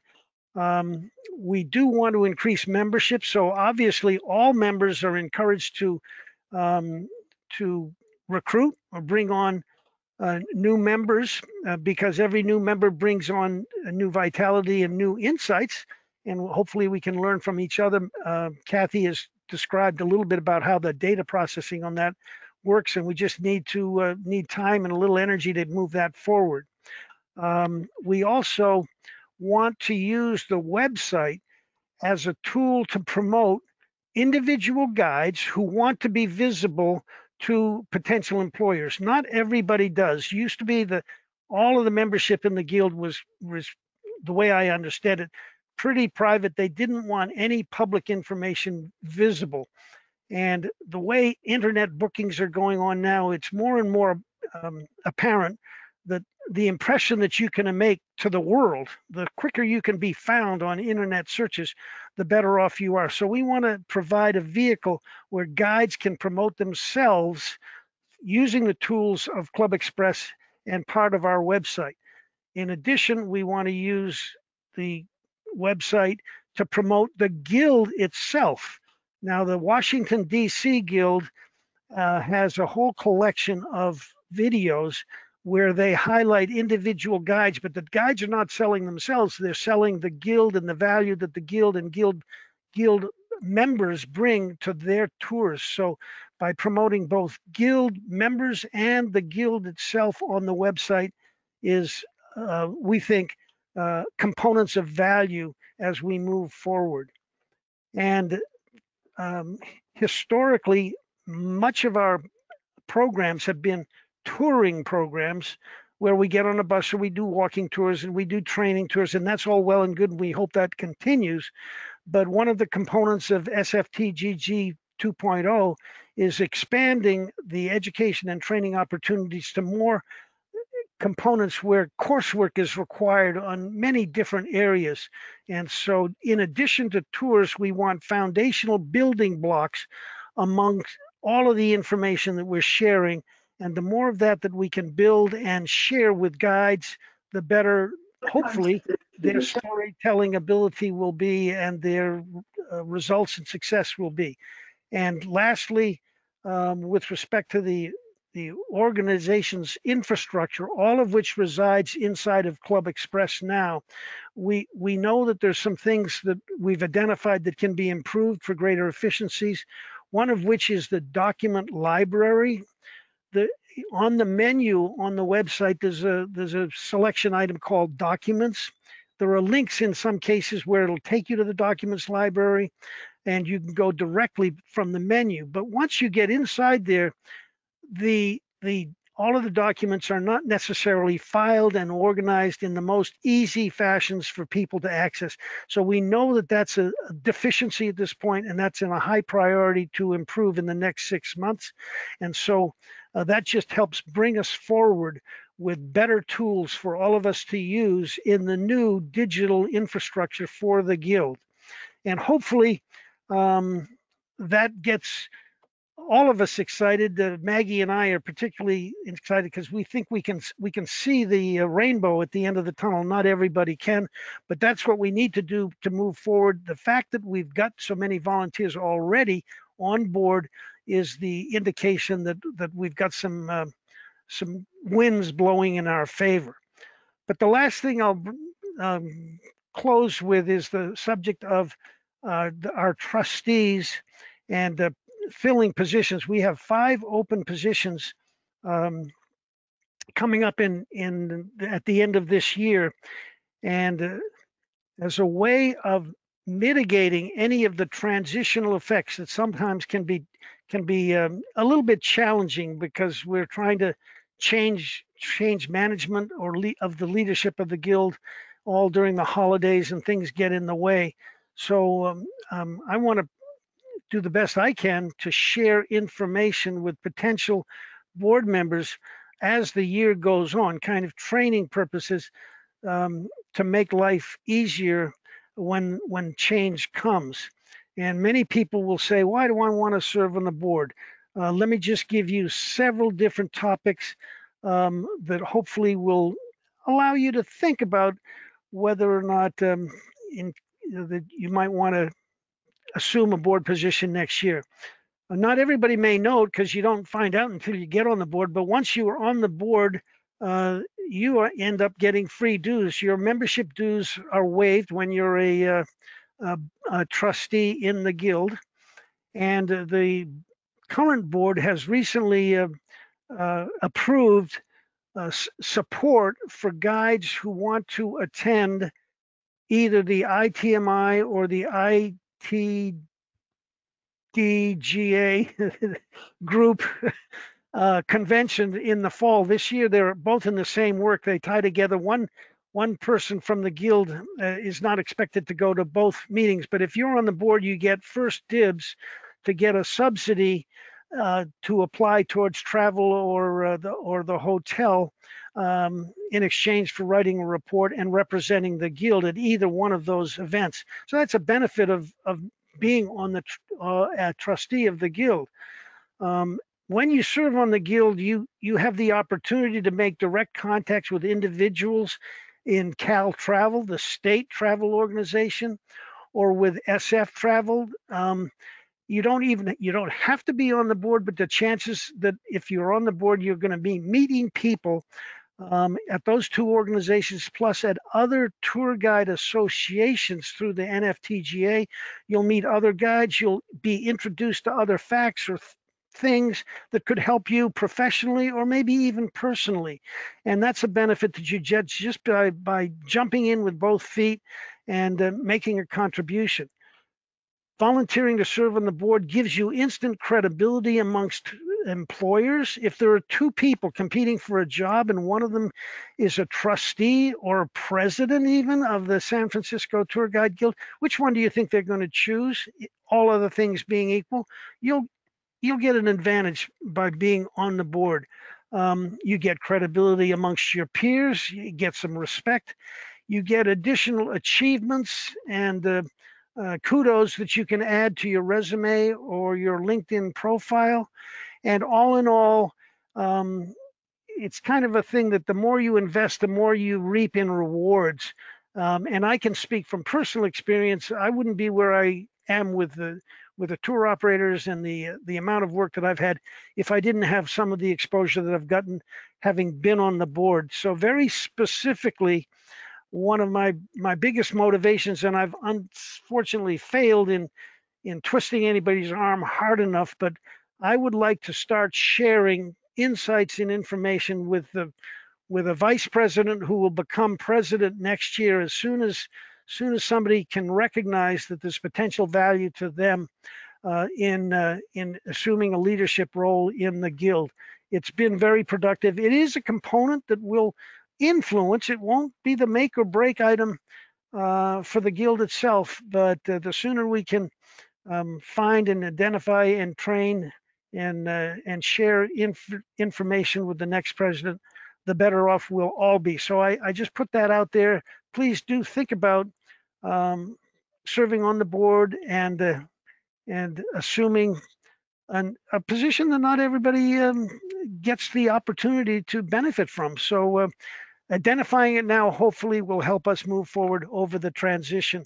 And I can't thank all of the guild members whoever said, I mean, the watchword I've learned in this whole experience is that you can indeed fool some of the people some of the time, but enough of the people have given me the opportunity to serve as president in this guild enough of the time that I can say with confidence and excitement, enthusiasm, that it's a great opportunity to do good and benefit from the good that you can do. So with that, I will close the president's report for this year in the San Francisco spring meeting of the Tour Guide Guild and throw the meeting open to anybody who's got questions.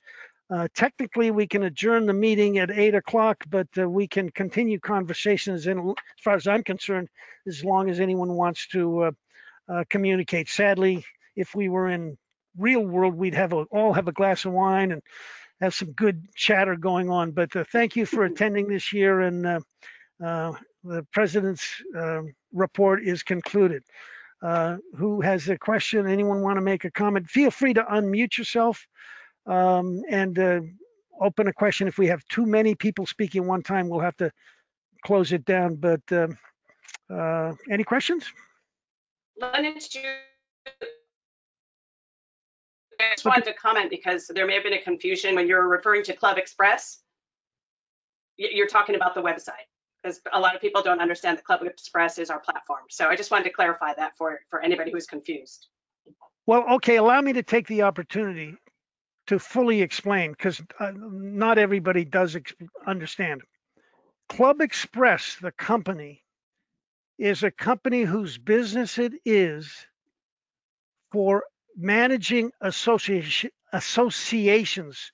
Club Express has developed, I'll call it generic software for small associations. These are associations like ourselves who might have as few as 50 members or 100 members. They cannot afford to go out and buy a sophisticated infrastructure to allow calendaring, forums, communications forums, and all of the things that make a system go. We used to do it in tubs with files and folders.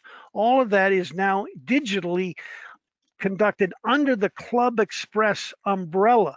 Now, in addition, Club Express is a web host for our website. We could have a website. We did have a website on WordPress at one time. And before that, it was Lexicon, a different company. But Club Express provides that functionality in website hosting, to which they put together many other things, all of the membership database, business partners database, and many other features that make the individual and the organization what it is all part of the Club Express association management software. So it's the website plus a whole lot of other stuff, including financial, collecting money, sending the money to the bank.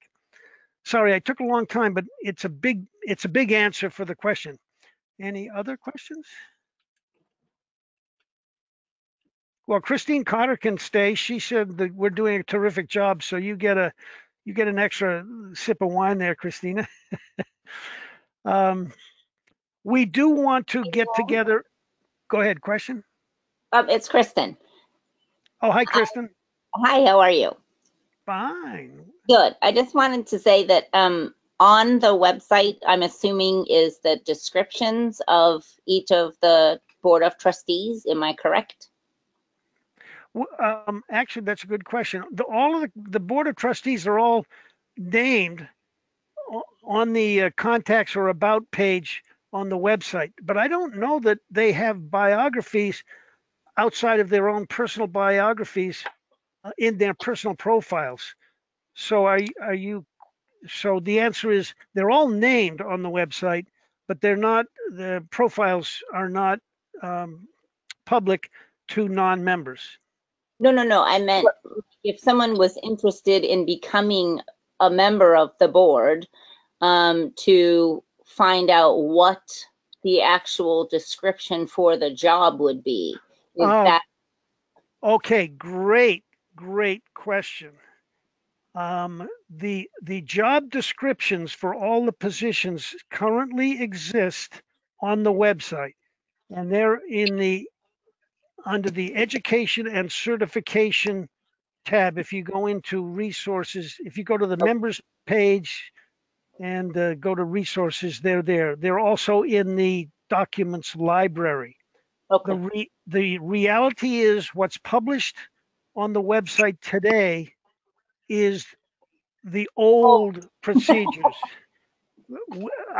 We have started the process of rewriting all the procedures now to adapt to the new world and the Club Express. The president's job is done. Secretarial job is almost done. And the next one I'm going to work on is the programs job with Roberto. That's a big one because a lot has changed from the old days. So the answer to your question is old job descriptions are on the website. The fundamental functions will still remain under each committee chairperson, but the actual operation or the mechanics of doing the tasks will change. Okay.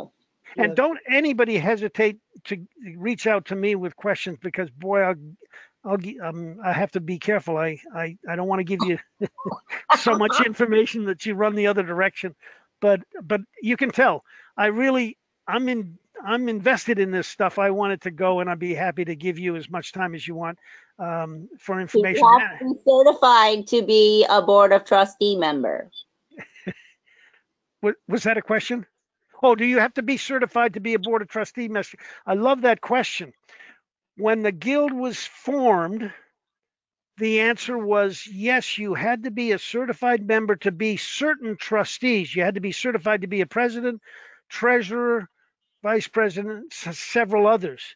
But as time went on, fewer and fewer people as a percentage of the guild got certified, and they changed the bylaws, I think it was in 2008, to remove the requirement that you be certified to serve on the Board of Trustees, which was a very practical move to make.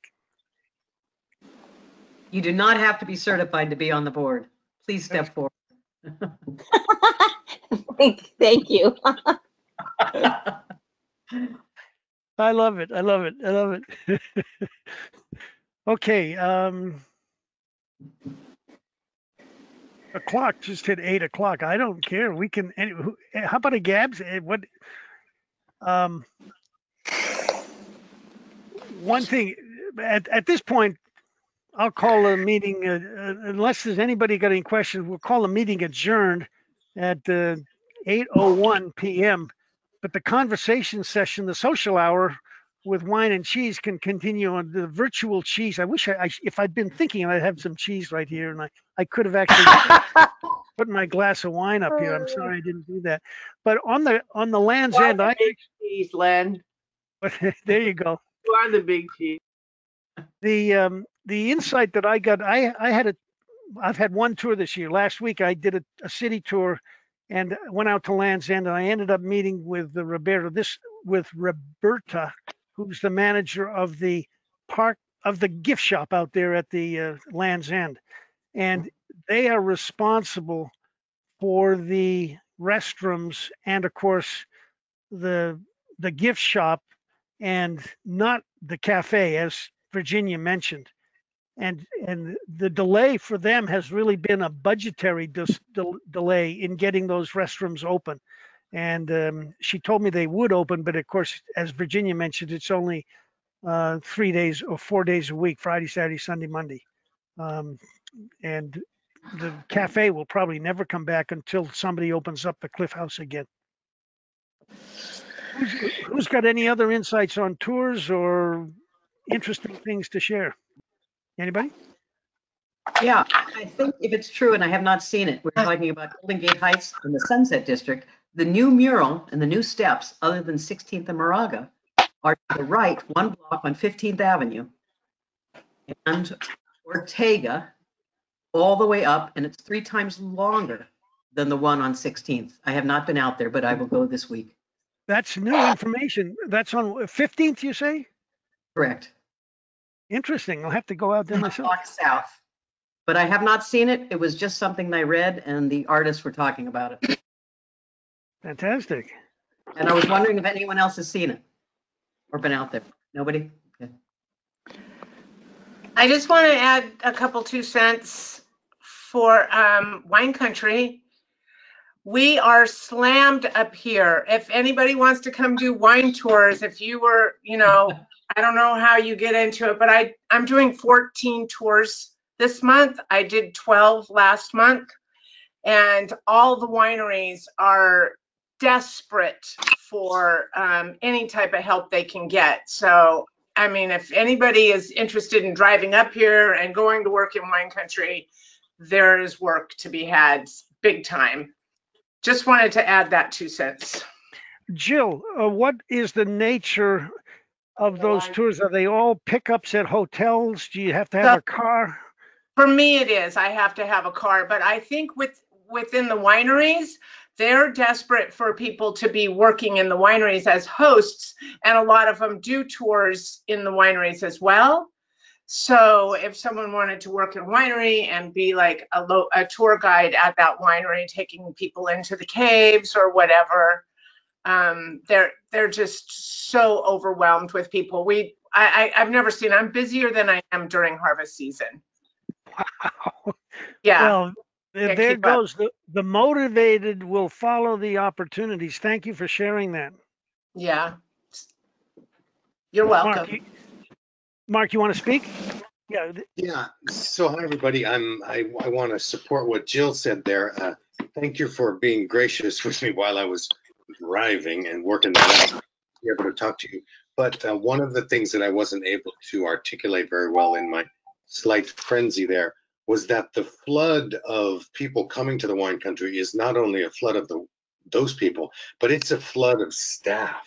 All wineries are gearing up for the first time in 10 or 12 months, and they want all positions. Driving companies want drivers, wineries want wine tasting hosts. They want, they're even looking for high school students to come in for the summer and assist with being barbacks and cleaning glasses. There's so much work that's going to open up here. At least that's my professional opinion and insight. So that's one of the reasons why I wanted to get the conversation with any of us who are interested in talking about it, because that kind of beautiful conversation around wine tasting, I'm not talking about being an expert and knowing all wines. I'm talking about having a wine in your hand with 6 other people and saying, does that taste like flowers? Or does it taste more like fruit? Or maybe is there a spice in there?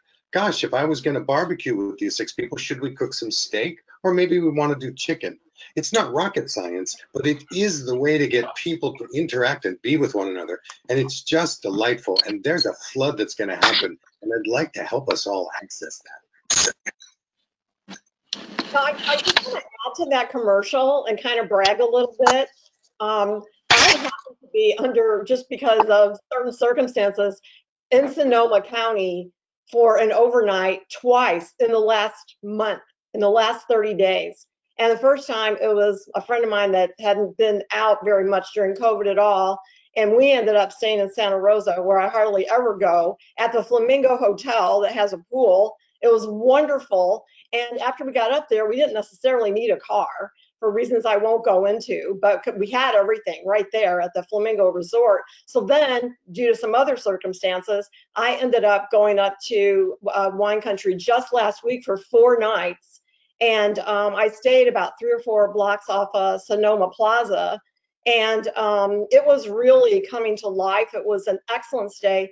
I had someone drop me off for the 4 days. I didn't have a car. I walked everywhere all around Sonoma Plaza. I learned so much about it. I saw that Sonoma County, there's Sonoma County Transit. And I don't have a car in the city, so I'm used to finding my way around on public transportation. When I saw that there was all this public transportation all over Sonoma County that all connects, and much of it is for free, I was absolutely thrilled. And I'm a bit of a foodie, which is one of the things I love about San Francisco. And I wouldn't miss any of it having been in Sonoma, because it was more than I could eat. The food was fabulous. I mean, it was just fresh everywhere I went and right on it. And they're trying so hard. So go to Sonoma. It's fantastic. Good, thank you.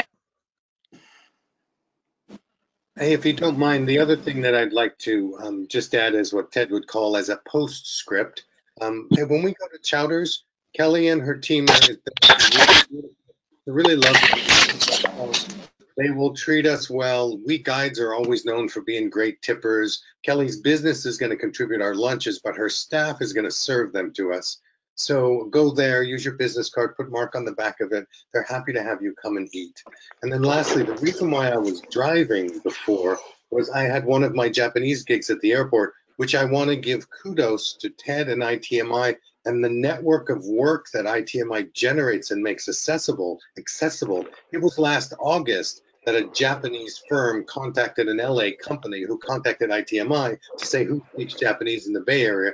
Can they help? And I worked all the way through COVID, compliments of ITMI and the network that they have created and their willingness to share it with the rest of us. The reason why I was driving was because my guys this morning, my 18 guys who arrived from Japan at 11:10, one of them arrived with a visa that expired. So I sent, after 2 or 3 hours, I sent 17 on their way on a motor coach, and I stayed back until finally at 4:45 at SFO, it all worked out, and I got in my car to drive from SFO to Sonoma at 5 o'clock on a Monday night. And somehow I made it home and even got to invite you to the wine country conversation and lunch too. So thank you for being generous around my Lakeville Highway Zooming session. Super.